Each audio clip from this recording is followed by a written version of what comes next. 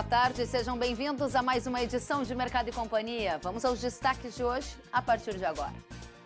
Ministério de Finanças da China anuncia a retirada de tarifas de parte da soja e da carne suína dos Estados Unidos. Alta no preço da carne puxa para cima a inflação em novembro, revela a IBGE. A valorização das proteínas animais foi a mais forte para o mês desde 2010. Recorde. Consultoria Safras e Mercado estima a produção brasileira de soja acima de 125 milhões de toneladas. E ainda, consórcio antiferrugem registra segundo foco de ferrugem asiática no Paraná. Tudo isso e mais a partir de agora. Mercado e Companhia já está no ar. A China vai retirar tarifas de parte da soja e da carne suína dos Estados Unidos, informou o Ministério de Finanças do país asiático hoje. O anúncio vem em um momento em que Washington e Pequim tentam fechar a chamada fase 1 de um acordo comercial. O Ministério de Finanças da China informou hoje que o país vai isentar de tarifas parte da soja, da carne suína e de outras commodities importadas dos Estados Unidos. Em comunicado, o Ministério informou que as isenções foram baseadas em pedidos de empresas individuais, mas não indicou os volumes desses produtos americanos que vão ficar isentos de tarifa. A medida acontece em meio a negociações entre Washington e Pequim para concluir a fase 1 de um acordo comercial. Vale lembrar que a China adotou tarifas de 25% sobre a soja e a carne suína norte-americanas em julho do ano passado, como uma retaliação às tarifas impostas pelos Estados Unidos. Na ocasião, Washington alegou que Pequim roubava e forçava a transferência de propriedade intelectual dos norte-americanos para empresas chinesas. Vamos ouvir a análise de profissionais aqui do Brasil sobre o impacto da medida na formação de preços dos grãos. Convidamos para abrir a edição de hoje Leone Severo, diretor do Simconsult. Boa tarde, Leones. Qual é o impacto deste anúncio feito pelo Ministério da China na formação de preços? Chicago praticamente não reage com alta hoje, não é? Boa tarde, Kelly. Boa tarde a todos. Kelly, essa medida foi para privilegiar cerca de 2 milhões de toneladas de soja que estavam em navios nos portos chineses e que não conseguiam descarregar porque o governo exigia a tarifa. Então, isso foi liberado e também tem o sistema de cotas, são coisas pontuais. A China vai liberar tanto a carne de suína como a soja em situações pontuais, principalmente agora que a soja já não tem mais soja na América do Sul praticamente. Então, é um mercado recorrente. É complementar o que pode acontecer na América do Sul. Se a América do Sul não tiver soja, eles vão comprar nos Estados Unidos, mas ainda com sistema de cota, não é definitivo. Eles já compraram 9 milhões e 600 mil toneladas de soja desde o 1º de setembro, soja americana, não é? Isso é porque eles precisam da soja, comparado a 515 mil toneladas no mesmo período do ano passado. Carne de suína eles compraram 429.900 toneladas contra 27.800 toneladas no ano passado. Então, o movimento já é bastante grande, mas é pontual e é por cotas. Isso significa que o preço da soja na Bolsa de Chicago, por exemplo, não vai subir com grande fôlego à medida que situações como essa forem noticiadas? É o que está acontecendo hoje. O preço sobe, mas não há nenhuma grande revolução no mercado agrícola. Isso é uma tendência na sua avaliação até que seja fechado, ou se for fechado, esse acordo parcial? Esse acordo, a liberação total vai depender do acordo, né? Se não houver acordo, a China está pedindo para os Estados Unidos liberar todas as tarifas. Isso não é aceito pelos Estados Unidos. Isso, vamos ver o que vai acontecer, não é uma coisa muito simples, vai ser muito difícil. E não vejo assim Chicago representando o que está acontecendo no mercado, nem mesmo a soja americana e milho americana, porque os prêmios do mercado interno hoje americanos estão superiores aos prêmios de exportação de bens. Há uma certa escassez de soja no mercado americano, assim como de milho, né, pelo atraso das colheitas, mas aumenta o prêmio, mas também não aumenta Chicago. É uma coisa muito estranha, porque Chicago não está representando nem mesmo o mercado norte-americano. Bom, o ponto que o telespectador que nos assiste em casa quer saber, na opinião do Leone Severo, essa notícia de hoje, veiculada pelo Ministério da China, sinaliza na sua avaliação que haverá um acordo, fase 1, logo nesse mês ainda de dezembro ou no início de janeiro, o que pegaria exatamente no momento da oferta aqui na safra da América do Sul? Você acredita nisso? Eu não acredito. Não acredito, e os chineses já compraram bastante aqui na América do Sul, principalmente o Brasil, que já vendeu cerca de 50 milhões de toneladas. Os chineses estão muito cobertos, já compraram para fevereiro até julho. Então, isso não é uma coisa que possa prejudicar o Brasil, já que eles estão complementando praticamente todos os embarques do Brasil e da Argentina. Agora, a Argentina com problema, talvez se concentre mais no Brasil. A síntese do que você está dizendo é que a notícia de hoje é algo pontual, que serve para atender uma necessidade mais imediata da China. O segundo aspecto que você coloca é que não acredita em um acordo fase 1 de curto prazo e também não projeta uma diminuição de demanda chinesa para a soja brasileira de forma a prejudicar os preços aqui no Brasil. Essa é a síntese do que você nos trouxe, Leones? Exatamente, sem dúvida é essa síntese. O Brasil é preferencial. O Brasil é protagonista, o Brasil é decisivo no suprimento mundial da China, mundial de soja, principalmente da China. Isso não vai mudar, não. Leone Severo, obrigada pela análise. Uma boa sexta-feira para você. Volte sempre. Obrigado, igualmente. Tudo de bom. Obrigada, boa tarde. Vamos adiante, porque a produção de soja da safra 19/20 pode chegar a um novo recorde no Brasil e atingir 125.465.000 toneladas, de acordo com o levantamento divulgado agora há pouco pela consultoria Safras e Mercado. O volume projetado indica um incremento de 5,2% frente ao ciclo anterior. Segundo o levantamento da Safras e Mercado, a produção de soja no Brasil deve chegar a 125.465.000 toneladas em 2019 e 2020. Um novo recorde de colheita no país. O volume indica um incremento de 5,2% frente ao ciclo anterior, em que o Brasil colheu mais de 119 milhões de toneladas do grão. A consultoria também indicou que a área plantada deve chegar a 37 milhões e 32 mil hectares, alta de 1,8% na comparação com os mais de 36 milhões de hectares plantados no ciclo anterior.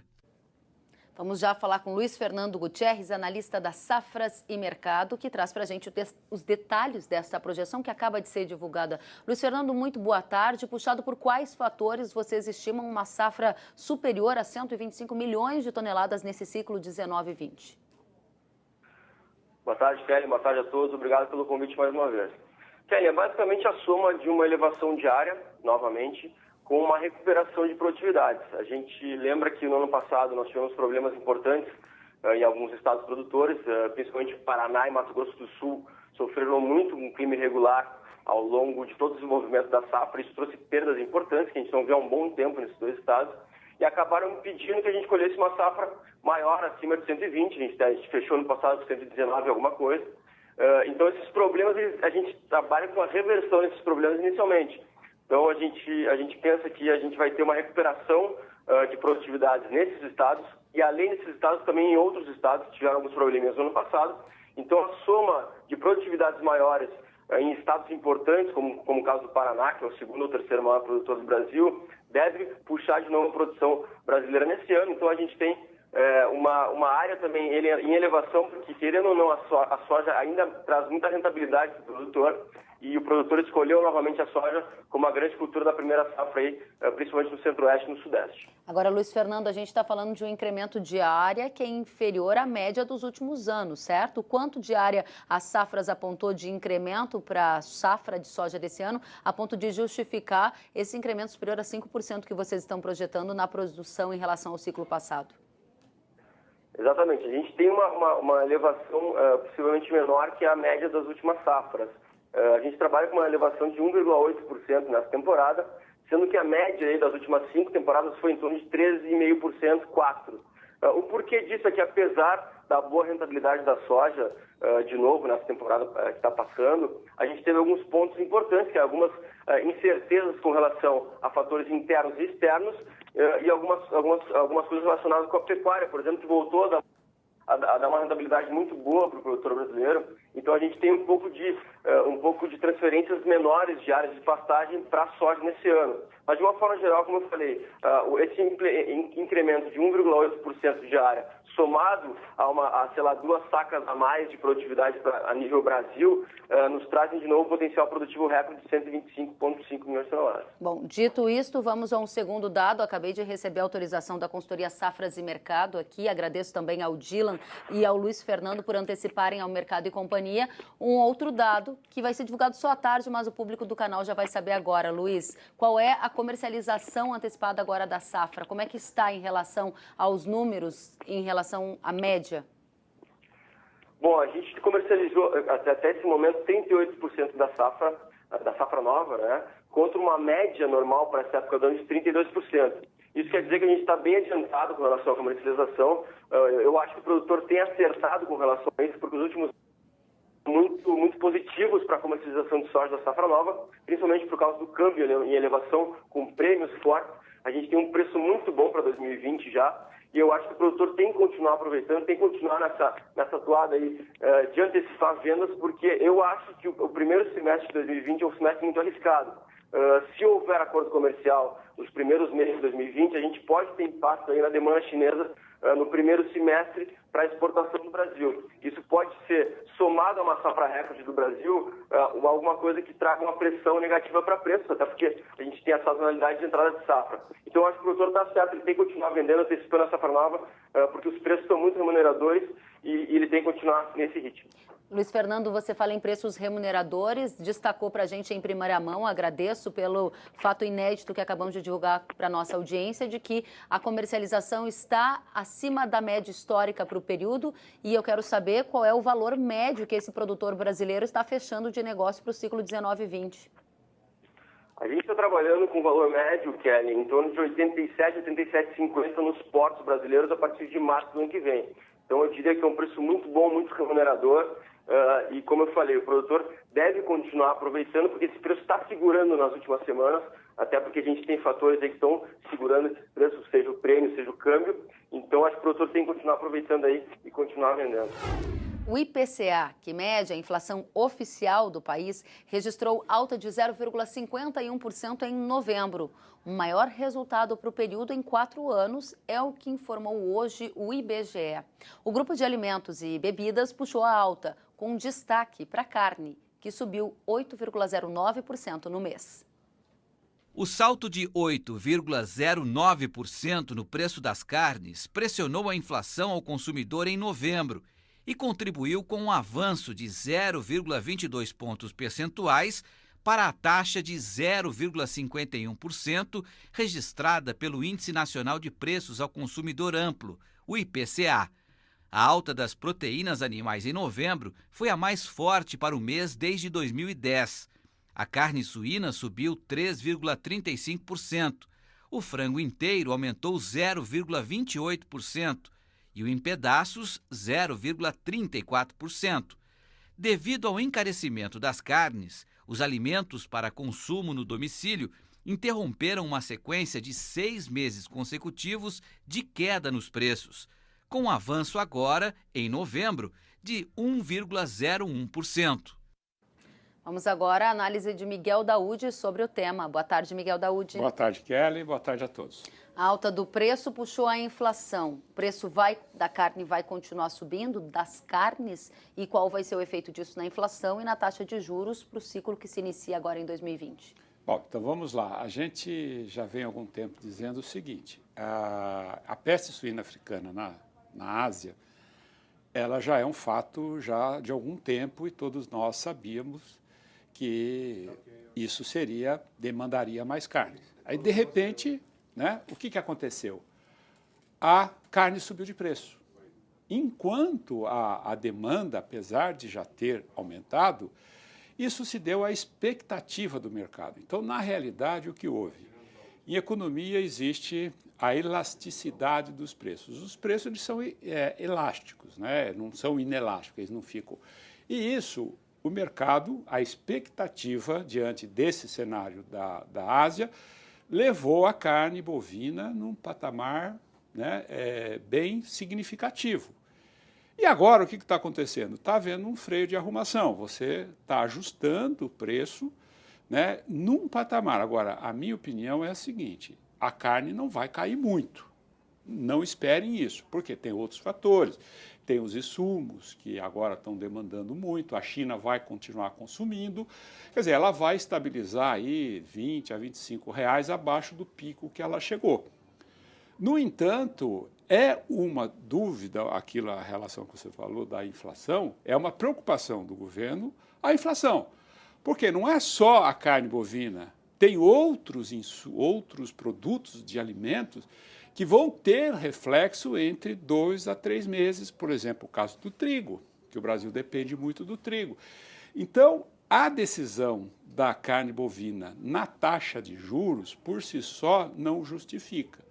Mas eu estou curioso para saber, a semana que vem tem a reunião do Banco Central, o quanto que ele vai reduzir a taxa de juros. Então já fica aqui, se ele reduzir meio ponto, é sinal que ele não está preocupado com a alta do dólar, a questão do trigo e outras altas de insumo, a questão do feijão, que ele não está preocupado com isso. Então o Banco Central tem dentro do seu modelo, né, de econometria, todas essas variáveis. Agora, se ele reduzir 0,25, ele pode esperar que o tempo da inflação baixa está tentando acabar. Agora, não vamos culpar o pecuarista, hein? Porque o pecuarista ficou há muito tempo com o preço da arroba a 160, 150, amargando prejuízo. Agora vai estabilizar, não no pico em que ela chegou. Ou seja, você está deixando para a gente muito claro o recado de que, na sua avaliação, há uma tendência de continuidade de demanda aquecida para o mercado de proteína animal, que pode continuar pressionando para cima a inflação,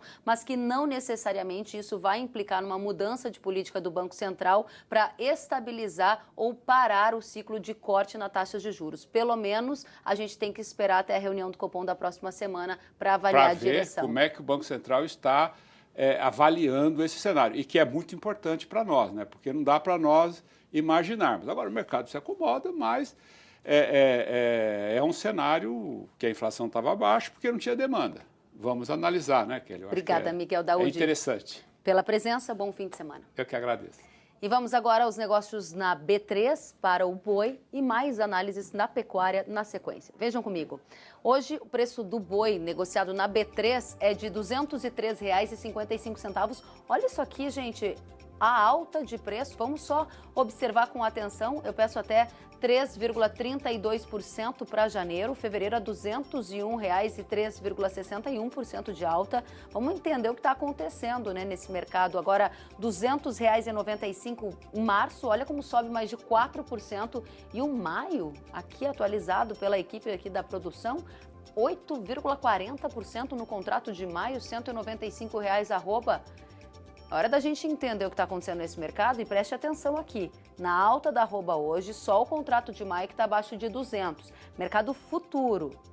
Agora, no mercado físico, nessa semana a gente já viu a arroba custar menos de R$ 200,00. Segundo a apuração da Agrifato, o valor médio negociado em Mato Grosso, por exemplo, passou de R$ 200,00 para R$ 190 por arroba na comparação semanal.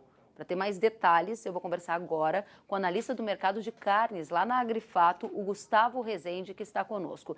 Gustavo, a primeira pergunta que eu te faço é, por que o preço da arroba está subindo tanto na B3 hoje? Tem contratos com alta superior a 8%, outros com alta superior a 4%? Seja bem-vindo. Bom dia, Kelly. Muito obrigado pelo convite. Sim, hoje a B3 aqui subindo forte, né? Para mim, me parece mais um movimento de correção depois de quedas muito expressivas. Ele veio para patamares relativamente baixos e isso convida os operadores a se posicionar mais do lado da compra. Então, são valores que estimulam a compra e aí o mercado se fortalece. Voltando aí para um equilíbrio mais saudável, né? Bom, então o preço hoje na B3 sobe, há negócios acima de R$ 200,00 e a manchete que aparece na tela aqui para o nosso telespectador é sobre o mercado observado ao longo dessa semana, físico, a exemplo da Praça de Mato Grosso, levantamento feito pela Agrifato, que chegou à conclusão de que os preços lá estavam abaixo ou estão abaixo de R$ 200,00. Segue desta forma hoje? O que aconteceu que o preço da arroba perdeu o fôlego que vinha demonstrando ao longo das últimas semanas, Gustavo? Kellen, eu acredito que agora, no começo, final de novembro e agora começo desse mês de dezembro, o consumidor ele sentiu aquela alta no varejo, né? Porque a arroba ela foi subindo muito forte nas últimas semanas, isso foi passado para o atacado e agora chegou no varejo também. O IBGE saiu uma nota que essas altas foram de 8% em novembro, uma alta muito expressiva. Aí a demanda diminui, o apetite da indústria também recua. Aliás, muitas plantas, muitas indústrias fora de compra nessa semana.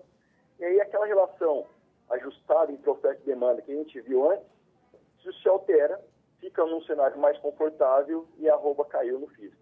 Bom, a Agrifato já mencionou aqui no Canal Rural que enxerga que há um novo patamar de preços para a pecuária. Lembre pra gente quanto que nós tínhamos de preço pago pela arroba em dezembro de 2018, quanto temos em dezembro de 2019 e qual é a projeção para o cenário 2020, Gustavo? Pois é, nesse mesmo período do ano passado, o indicador de CPE estava em 149,25, né? Buscando aquele 150 que era muito esperado naquela época. E subiu 40%, o último indicador em R$ 209, caindo, né? Então nós tivemos aí uma alta anual nos últimos 12 meses ao redor de 40%, não só aqui em São Paulo, mas essa foi um avanço geral. Nos outros estados também intensidade próxima a isso. Bom, então 40% de alta na comparação de dezembro de 2018 com dezembro de 2019. A projeção da Agrifato é que há um novo patamar ao redor de 200 a 210, 220, 230, como vimos, ou vocês estão nesse espaço entre 190 e 210 para iniciarmos o 2020 falando de primeiro tri? Eu vejo aquele 230 agora talvez já tenha ficado um pouco distante. Vejo um mercado mais equilibrado ao redor dos R$200, né? Pode ser R$10 para cima, R$10 para baixo, vamos colocar aí... Isso por causa do enfraquecimento da demanda interna na sua avaliação, que não vai suportar pagar preços mais altos para o boi, porque a demanda externa vai continuar vigorosa, prioritariamente puxado pela Ásia. Sim, a China deve continuar comprando bastante ao longo de 2020, a demanda por proteínas animais vai continuar, né, tendo em vista o problema da PSA. A demanda interna está se fortalecendo, só que R$200 para arroba já é um valor real interessante. Agora, 230, por exemplo, já me parece um pouco fora. Já me parece que aí você não tem um suporte da demanda para sustentar esse equilíbrio tão alto. Sentiu falta de algum conteúdo? Acesse canalrural.com.br.